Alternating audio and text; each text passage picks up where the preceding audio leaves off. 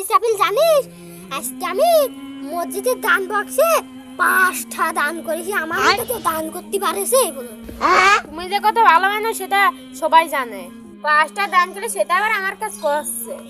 5টা দান করেছি কোন দিতে আমার তাও তো আমি দান করেছি, তোর তো জীবনে দান করাও দেই।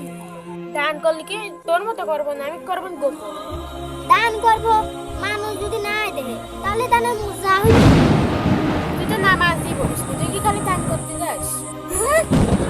আমার এত বড় অপমান, আমি নামাজ পড়লে কি হয়েছে? আমার ইমান ঠিকই আছে। একটা দান করার বেলায় দুধ নাই আর মানছে খুব